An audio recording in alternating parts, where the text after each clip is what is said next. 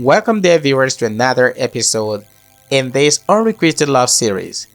And today we want to tell the tales of Ashes of the Savannah. Please come along. Kofi, a Maasai header, vows to win the heart of the sharp-tongued Zuri, whose beauty is feared as much as admired. His persistence softens a defenses, and soon a love from hatred turns into something beautiful. But just when they are on the verge of uniting, Zuri's childhood love returns, igniting a rekindled passion she thought was long gone away.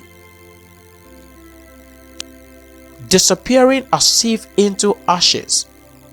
Years later, Zuri finds a poem he left behind, realizing he loved her all along, but he is forever lost to the savannah. The plains of the Maasai Mara were wild and breathtaking, stretching into endless horizons. Waves of gold and green grasses, speckled with turning acacia trees, moved like whispers in the wind. The red ochre dust mingled with the cries of wild creatures, and every dawn brought a sun that kissed the savannah with warmth and life. Here, under the vast African sky, stood Kofi, a Maasai header known for his strength but also for his heart, a heart that had long yearned for Zuri. Zuri was as wild as the savannah itself, known throughout a tribe for her striking beauty and sharp wit. She was admired as much as she was feared. Her jet black hair fell in waves down her back, adorned with intricate beads, her face often stern, her eyes dark and mysterious.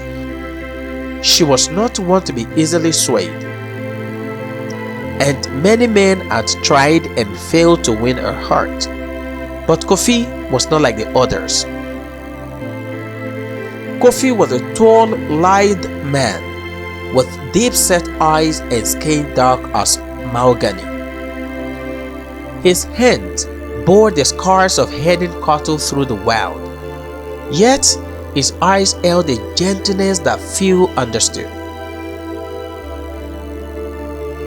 He was soft-spoken and patient, with a love for poetry he kept hidden, letting only the savannah winds hear his whispered verses.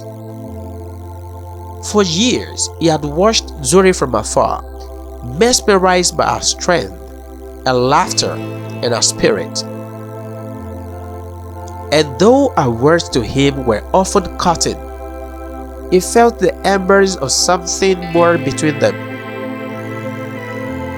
One evening, as the sun dipped below the horizon,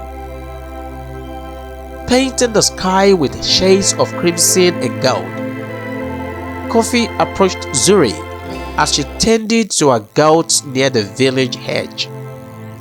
"Zuri! Zuri! Zuri!" he called softly. She turned, arms crossed, a smirk on her lips. "Kofi, what do you want by this time? Another poem about the sun or the skies?" Kofi grinned, undeterred. "Perhaps I'll write one about you, fierce as the lioness and beautiful as the sunset," he replied, his voice low, his gaze steady. For a moment, Zuri's eyes softened, but then she laughed, brushing his words off with a wave of her hand. "Poetry is useless here, Kofi. It won't hurt goats, nor mend broken fences," she replied, feigning indifference.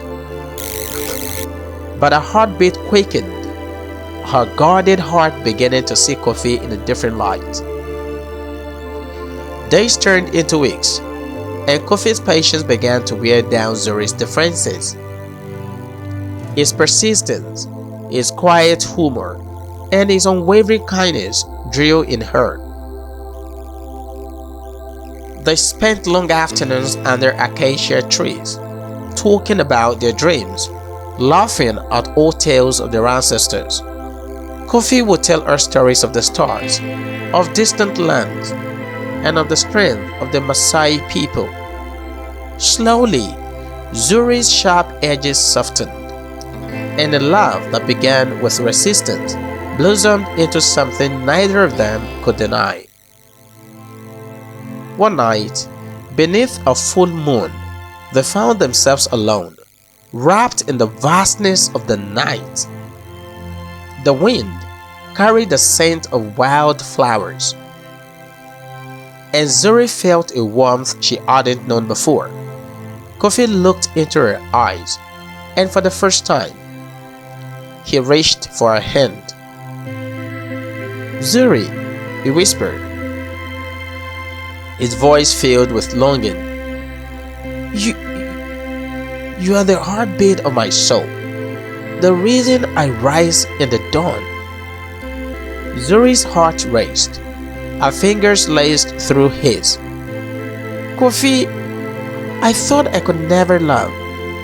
I never wanted to. But with you, I don't know how not to." Their love felt boundless, timeless, and as they embraced, the Savannah seemed to echo with the ancient blessings of their ancestors. They thought nothing could tear them apart, but destiny had other plans. One fateful morning, as the village prepared for a festival, a man from Zuri's past returned. Jabari was a childhood friend, a warrior who had been away for years, fighting in distant lands. He was fierce, charming, and carried the aura of a hero. The village celebrated his return, and Zuri, seeing him again, felt a familiar tug at her heart. Kofi saw the way she looked at Jabari, the light in her eyes that once belonged to him. He tried to shake it off, to remind himself that Zuri had chosen him. But as days passed, he couldn't ignore the growing distance between them. Zuri was drawn to Jabari's tales of bravery, of tales fought and won. She was caught in a whirlwind of old feelings and new confusion. One evening, Kofi found Zuri by the riverbank, watching the sunset. Her face a mixture of longing and sorrow. "Zuri, Zuri, Zuri," he called gently, his heart pounding with both hope and dread. She turned to him, her eyes filled with tears. "Kofi, I don't know what to do. I thought my heart was yours, but Jabari, he was my first love, and seeing him now, I am so lost." Kofi felt his world shatter, but he still held himself steady. "I have loved you, Zuri," he whispered, his voice choked with emotion. "I have loved you with all my breath, every beat of my heart. But if it's what your heart desires, then I will step aside." Zuri's heart fell as she watched him walk away. The pain in his steps mirrored her own. She wanted to call him back, to tell him it was her true love. But the pull of the past held her silent. Kofi retreated into the wilderness, his soul aching, his heart in ashes. For days, Kofi wandered the savannah, letting the wild soothe his broken spirit.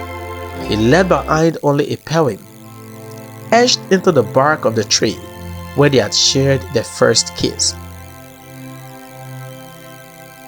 For you, for you, my dear, for you, my heart became the sky, endless and open. For you, I became the sun, willing to burn. But now, I am the wind forever lost to the savannah. Those were the lines in his poem. Years passed, and Zuri, now a mother and wife, often returned to that tree, running her fingers over the fading words.